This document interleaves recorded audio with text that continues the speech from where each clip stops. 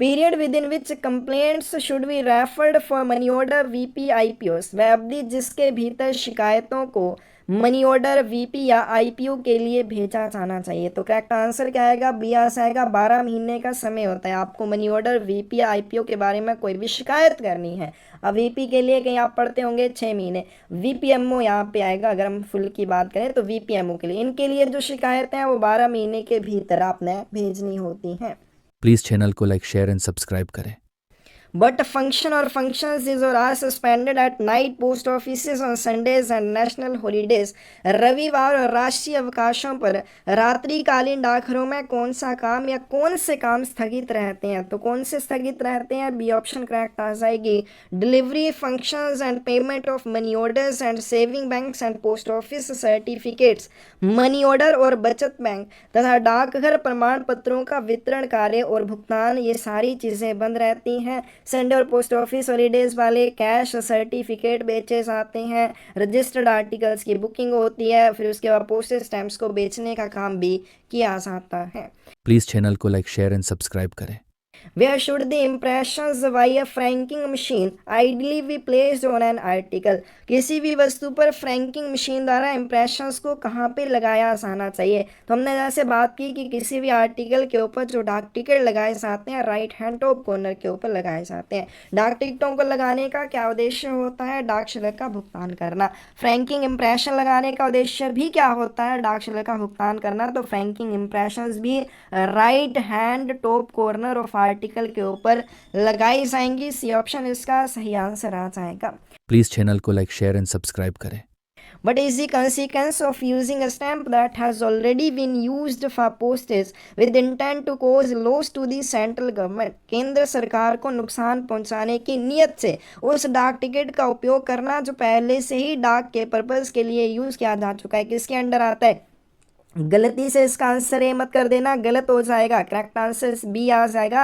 यह ऑफेंस है Indian penal code के अंदर, भारतीय दंड संहिता के तहत इसको अपराध माना जाएगा। और ये जो है ये किसके लिए आ जाएगा? अगर आप नकली डाक टिकटों का निर्माण और उपयोग करते हैं तो वो दंडनीय अपराध है जो भारतीय दंड संहिता 1860 की धारा 263 ए के तहत आता है। तो इसका करेक्ट आंसर आपके पास क्या आ जाएगा?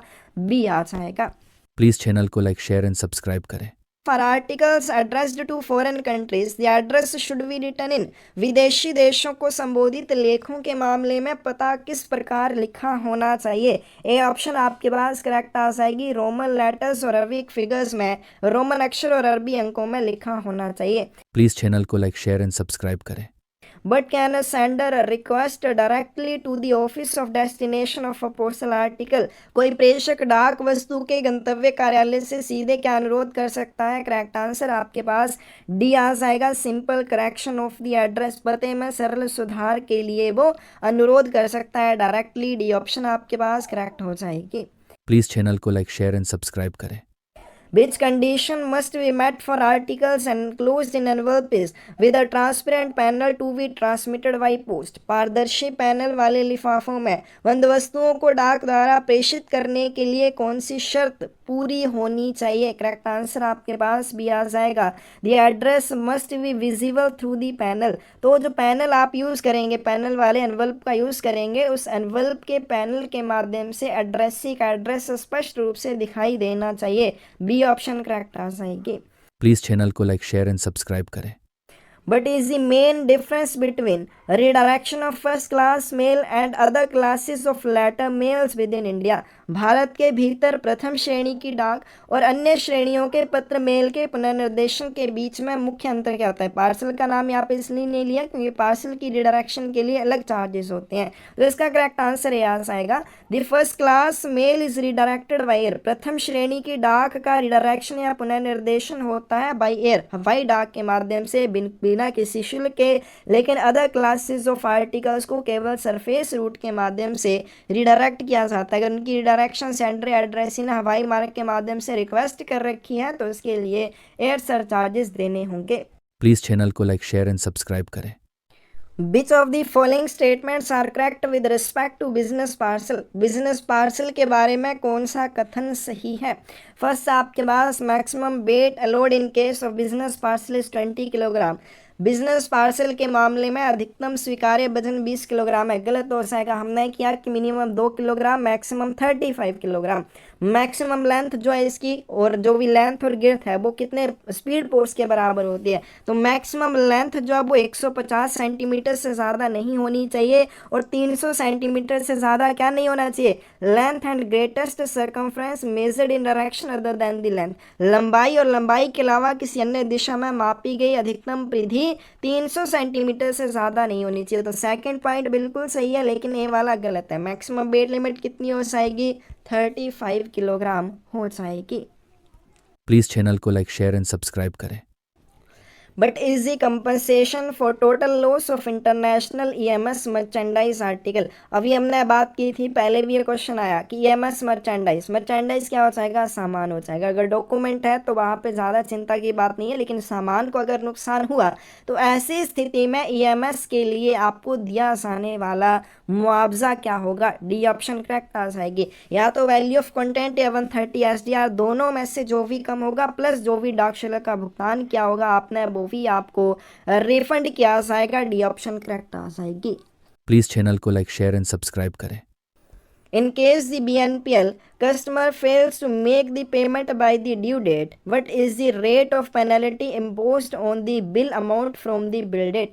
यदि BNPL ग्राहक नियत तिथि तक भुगतान करने में विफल रहता है तो बिल तिथि से बिल राशि पर लगाए जाने वाले जुर्माने की दर क्या होगी। तो हमने बात की बुक नो पे लेटर के बारे में, अभी क्वेश्चन आया था थोड़ी देर पहले कि बुक नो पे लेटर में जो भी आप 1 महीने के लिए बुकिंग करते हैं उसके लिए बिल अगले महीने की 7 तारीख को या उससे पहले आपको भेज दिया जाएगा। अब जिस महीने में आपको बिल भेजा उस महीने के लास्ट दिन तक आपको उसका भुगतान करना है। अगर आप नहीं करते हैं तो उसके ऊपर आपसे पेनल्टी ली जाएगी, 12% प्रति वर्ष की दर से लगेगी। कैसे लगेगी, बिल की डेट से लगेगी, सी ऑप्शन करेक्ट आ जाएगी। प्लीज़ चैनल को लाइक शेयर एंड सब्सक्राइब करें। How many commemorative postage stamps are there in the miniature sheet released by the Department of Post on Shri Ram Janambhoomi Temple? Shri Ram जन्मभूमि मंदिर पर डाक विभाग द्वारा जारी लघु पत्रक में कितने स्मारक डाक टिकट हैं, कितने हैं, 6 हैं, सी ऑप्शन इसका सही आंसर हो जाएगा।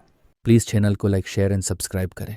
Under Deen Dayal Sparsh Yojana, the scholarship will be given to children studying. Deen Dayal स्पर्श योजना के तहत निम्नलिखित विषयों में अध्ययनरत बच्चों को छात्रवृत्ति दी जाएगी। तो 6ठी से 9वीं तक के बच्चों को ये छात्रवृत्ति दी जाती है। प्लीज़ चैनल को लाइक शेयर एंड सब्सक्राइब करें। An article wearing OIGS addressed to the officer of central government service wearing his name and designation is delivered to. केंद्रीय सरकारी सेवा के अधिकारी को संबोधित OIGS अंकित एक लेख जिसमें उसका नाम और पदनाम दोनों अंकित हैं, वो आर्टिकल कैसे वितरित किया जाएगा, डेजिग्नेशन के अनुसार वितरित किया जाएगा, बी ऑप्शन इसका करेक्ट आंसर हो जाएगा। प्लीज़ चैनल को लाइक शेयर एंड सब्सक्राइब करें। Abbreviation of RTN in DOP में RTN का संक्षिप्त रूप क्या होगा, RTN की फुल फॉर्म क्या होगी, सी ऑप्शन आपके पास करेक्ट आ जाएगी, रोड ट्रांसपोर्ट नेटवर्क आ जाएगी। प्लीज़ चैनल को लाइक शेयर एंड सब्सक्राइब करें। But is the maximum weight limit of an aerogram, aerogram की अधिकतम वजन सीमा क्या हो सकती है, 3 ग्राम हो सकती है, ए ऑप्शन आपके पास सही आ जाएगी। प्लीज़ चैनल को लाइक शेयर एंड सब्सक्राइब करें। The cost of digital life certificate by a pensioner through postman, pension भोगी द्वारा डाकिया के माध्यम से DLC प्राप्त करने पर कितने चार्जेस लगते हैं, 70 रुपीज़ लगते हैं, और ये इंक्लूडिंग GST है, GST सहित 70 रुपये से लिए जाएंगे। प्लीज़ चैनल को लाइक शेयर एंड सब्सक्राइब करें। When registered articles of the letter mail or a parcel is received in the office of delivery in a damaged condition, will be sent by the postmaster of that office to the requesting him to attend the post office within in the days in the case of inland article and days the case in case of foreign articles to take delivery of it. बोला गया है कि जब भी कोई पंजीकृत डाक का, चाहे वो पत्र डाक का हो चाहे पार्सल डाक का हो, एक आर्टिकल डिलीवरी पोस्ट ऑफिस में क्षतिग्रस्त स्थिति में प्राप्त होता है तो क्या हो जाता है, पोस्ट मास्टर के द्वारा क्या भेजा जाता है, नोटिस भेजा जाता है। सभी में नोटिस दिया गया है, किसको भेजा जाता है, office to addressee to the address ही भेजा जाता है, प्राप्तकर्ता को भेजा जाता है, सभी में दिया है। अब इनलैंड आर्टिकल के मामले में बोला गया है कि 7 दिनों के भीतर उसको पोस्ट ऑफिस में आना होगा, और वहीं पे अगर फॉरेन आर्टिकल है तो उसको 15 दिन का समय दिया जाता है। तो कौन सी ऑप्शन करेक्ट आ जाएगी? एक नोटिस भेजा जाएगा पोस्ट मास्टर के द्वारा एड्रेसी को पोस्ट ऑफिस में स्वयं उस डाक वस्तु की डिलीवरी लेने के लिए। अगर वो इनलैंड आर्टिकल है तो 7 दिनों के भीतर, और अगर हम फॉरेन आर्टिकल की बात करें 15 दिनों के भीतर उसे पोस्ट ऑफिस में आने का आवेदन किया जाएगा। प्लीज़ चैनल को लाइक शेयर एंड सब्सक्राइब करें। पोस्ट ऑफिस गाइड पार्ट 1 के अनुसार आइडेंटिफिकेशन कार्ड का जो साइज है 88 मिलीमीटर बाई 63 मिलीमीटर होना चाहिए। आइडेंटिफिकेशन कार्ड की बात नहीं है, लेकिन उसमें जो लगी हुई फोटोग्राफ रहेगी आइडेंटिटी कार्ड के होल्डर की, उसका साइज है 88 millimetre by 63 millimetre. Please channel को लाइक शेयर एंड सब्सक्राइब करें। तो बोला गया कि पोस्ट रेजिडेंट का क्या अर्थ हो जाएगा? तो ऐसे आर्टिकल जिनके ऊपर टू अवेट अराइवल लिखा है, केयर ऑफ पोस्ट ऑफिस या केयर ऑफ पोस्ट मास्टर को भेजे गए हैं, उनको पोस्ट रेजिडेंट कहा जाएगा। प्लीज़ चैनल को लाइक शेयर एंड सब्सक्राइब करें।